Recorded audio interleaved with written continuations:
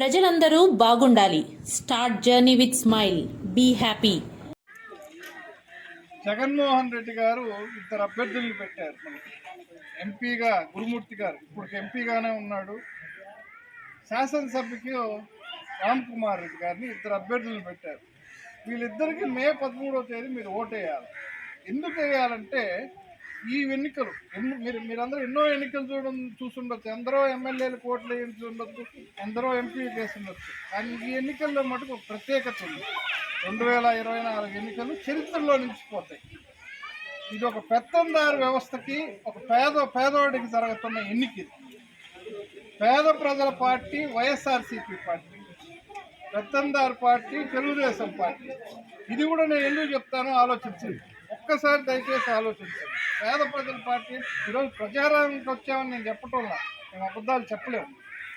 జగన్మోహన్ రెడ్డి ఇచ్చినన్ని పథకాలు ఇంకెప్పుడన్నా ఎవరన్నా ఇచ్చారా? మీ ఇంటికి వచ్చి పెన్షన్లు గత చరిత్రలో ఎప్పుడన్నా మీ ఇంట్లోకి వచ్చి పెన్షన్లు ఇచ్చారా? అమ్మఒడి ఇది వరకు ఉన్నిందా? ఇదివరకు అమ్మఒళ్ళు ఉన్నాయా? లేవు కదా.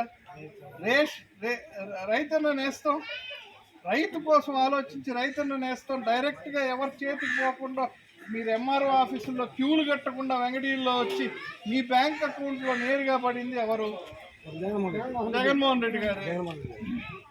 పేద ప్రజల కోసం ఆలోచించిన ముఖ్యమంత్రి జగన్మోహన్ రెడ్డి గారు. ఆయనకు ఓటు వేసినా వేయకపోయినా ముఖ్యమంత్రి అయిన అవకాశాన్ని పేద ప్రజలకు సద్వినియోగం చేయాలని చెప్పి ఈ 5 సంవత్సరాల్లో కేవలం పేద ప్రజల గురించి ఆలోచించాడు. పెత్తందారుల కోసం ఏదో పెద్ద పెద్ద కాంట్రాక్ట్లు ఇచ్చి వాళ్ళని పెద్దవాళ్ళు చేస్తాం, నా కోసం వాళ్ళు ఎన్నికల్లో ఖర్చు పెడతారని అనుకోలేదు. మీ బిడ్డల్నే మీ ఊర్లలోనే ప్రభుత్వ ఉద్యోగాలు ఇచ్చి సచివాలయంలో వాలంటీర్లుగా ప్రభుత్వ ఉద్యోగాలు ఇచ్చి పనిచేయించింది ఎవరు? జగన్మోహన్ రెడ్డి గారు. ఇవన్నీ అది పేద ప్రజల పార్టీ. తెలుగుదేశం గురించి మనకు తెలుసు. చంద్రబాబు నాయుడు గారు ఆయన విధానం విమర్శించటం లేదు. ఆయన విధానం ఏంటంటే ఏదో అభివృద్ధి ఒక రాజధానుల దగ్గరనో ఇంకెక్కడి దగ్గరనో ఒక దగ్గరనే కట్టాలా, మిగతా రాష్ట్రం అంతా ఎట్టపోయినా పర్వాలేదు, పాలింకోట్లో ఎట్టున్నా ప్రజలు ఏమి వచ్చినా ఏమి రాకపోయినా పర్వాలేదు అనుకునే విధానం వాళ్ళది. కాబట్టి ఈ ఎన్నికలు చాలా ముఖ్యం. పేద ప్రజలు ముఖ్యమా, పెత్తందారులు ముఖ్యమా? ఇక్కడ తప్పు చేసి పెత్తందారులకి మళ్ళీ అధికారం ఇస్తే చరిత్రలో ఇంకా పేద ప్రజలకి ఇంత మంచిగా ఆలోచించే అవకాశమే ఉండదు. కాబట్టి అప్రమత్తంగా ఉండి మీ సౌఖ్యం కోసం, మీ పిల్లల భవిష్యత్తు కోసం, మీరు పాలింకోట్లో ఉన్న మీ పిల్లలు పై చదువులు చదివి మంచి ఉద్యోగాలు రావాలంటే, డాక్టర్ గారు లాగా కావాలంటే ఫ్యాన్ గుర్తుపైన ఓటేసి జగన్మోహన్ రెడ్డి గారిని గెలిపించుకునే అవకాశం తప్ప ఏమి లేదు. ఇంకొకటి చెప్తున్నా, ఇది రామారావు గారి తెలుగుదేశం కాదు, ఆయన తెలుగుదేశం కాదు, ఇది మారిపోయింది. ఆయన ఉన్నప్పుడు వేరే, ఇది వేరే తెలుగుదేశం.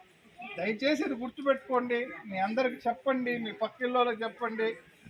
మారుమూల పల్లెల్లో నుంచి పట్టణాల వరకు పేద ప్రజలకు బాగుపడాలంటే పేద ప్రజల పార్టీ జగన్మోహన్ రెడ్డి పార్టీ వైఎస్ఆర్సీపీ. ఆయన గుర్తు ఫ్యాన్. మొదటి ఓటు 1వ స్థానంలో ఎంపీ గురుమూర్తి గారిది ఉంటుంది. 2వ బూత్లో రెండోదిగా రామ్ కుమార్ రెడ్డి గారు ఉంటుంది. దాని ఫ్యాన్ గుర్తుపైన ఓటేసి మీరందరూ గెలిపిస్తారని ఆశిస్తూ సెలవు.